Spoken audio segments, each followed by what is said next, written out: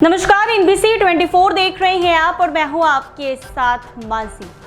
बिहार की राजनीति में एक बार फिर झूठ और अफवाहों का खेल खेला जा रहा है। जनसुराज अभियान के संस्थापक प्रशांत किशोर ने बिहार के डिप्टी सीएम सम्राट चौधरी पर बेबुनियाद आरोप लगाया है, लेकिन सच्चाई ये है कि शिल्पी गौतम प्रकरण में सम्राट चौधरी का कोई नाम तक नहीं। सीबीआई जैसी सर्वोच्च एजेंसी ने जब इस मामले की जांच की थी तब भी उनका नाम सामने नहीं आया। ये साफ दिखता है कि प्रशांत किशोर केवल राजनीतिक लाभ के लिए जनता को गुमराह करने की कोशिश कर रहे हैं। प्रशांत किशोर ने सम्राट चौधरी पर बड़ा आरोप लगाया है। साधु यादव के साथ इन्हें भी अभियुक्त बनाया गया था। सीबीआई की टीम ने सम्राट चौधरी उर्फ राकेश कुमार से पूछताछ की थी, उनका सैंपल भी लिया, लेकिन उस वक्त लालू प्रसाद यादव सरकार में थे। उन्होंने साधु यादव को बचाने के लिए पूरा केस खत्म करवा दिया। पीके ने कहा है कि सीएम नीतीश कुमार सम्राट चौधरी को गिरफ्तार करवाए। पीएम मोदी और सीएम नीतीश कुमार को फौरन उनसे इस्तीफा लेना चाहिए। सम्राट चौधरी ने साफ कहा कि वो इस तरह के झूठे और बचकाने आरोपों से डरने वाले नहीं हैं। उन्होंने चुनौती दी है कि अगर प्रशांत किशोर के पास कोई सबूत है तो अदालत में पेश करें, वरना बिहार की जनता से माफी मांगे। ये आरोप राजनीति से प्रेरित है और पूरी तरह निराधार है। प्रशांत किशोर सस्ती लोकप्रियता पाने के लिए जनता को गुमराह कर रहे हैं। शिल्पी गौतम मामला 90 के दशक का है, जब इस केस ने पूरे बिहार को हिलाकर रख दिया था, लेकिन उस समय भी और बाद में सीबीआई की जांच में भी डिप्टी सीएम सम्राट चौधरी का कोई संबंध सामने नहीं आया।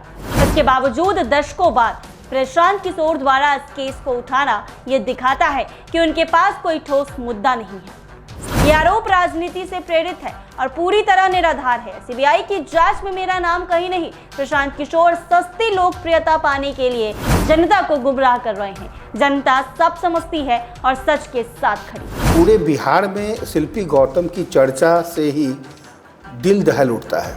1999 और यूँ कहें कि 1999 की इस घटना को आज 25 साल बाद, 26 साल बाद एक बार फिर राजनीतिक हलकों में भूकंप या भूचाल लेकर आ गए हैं प्रशांत किशोर।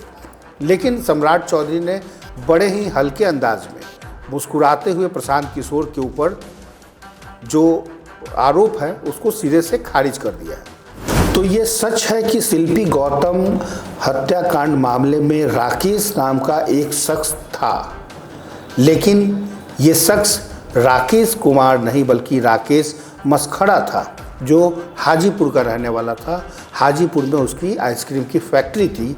साधु यादव के बेहद करीबी माने जाते थे राकेश मसखड़ा। इस केस में उसका भी नाम है, उसका भी ब्लड सैंपल लिया गया था।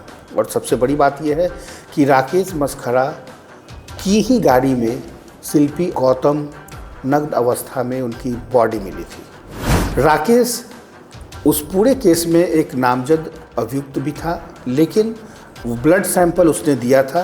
साधु यादव ने मना कर दिया और कई ऐसे केसेस में साधु यादव ने हवाला दिया कि भाई अभी वो सक्षम नहीं है। देखना होगा कि पब्लिक डोमेन में प्रशांत किशोर अपनी बात को किस तरीके से पुख्ता तौर पे ये साबित कर पाते हैं कि क्या यही सम्राट चौधरी उर्फ राकेश शामिल थे। शिल्पी गौतम मामला भले ही संवेदनशील रहा हो, लेकिन सच्चाई ये है कि डिप्टी सीएम सम्राट चौधरी का नाम कभी किसी चार्जशीट या एफआईआर में नहीं रहा। आज उन पर आरोप लगना राजनीतिक स्टंट से ज्यादा कुछ नहीं। कानून और अदालत दोनों नहीं उन्हें इस केस से मुक्त माना है।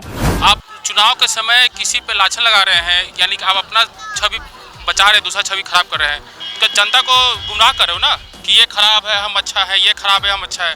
उससे थोड़ी जनता मानेगी। जनता का जो काम करे वही उसी मानेगी। इनके पास जनाधार नहीं है, बाहरी सब्ज बाग दिखाकर अपना वोट को एकत्रित करने की कोशिश कर रहे हैं। जनता को एकत्रित है माने बंदर की तरह क्या क्या बोले, क्या क्या का तो कहावत है बंदर में कि जब खिसियानी बंदर तक हम मानो से जाने। इलेक्शन का समय है, अभी हाईलाइट होने के लिए अभी कर रहे हैं। ऐसा कुछ नहीं है कि आरोप लगा देने से किसी का छवि खराब हो जाएगा चाहिए, ये सब ऐसा कुछ नहीं है।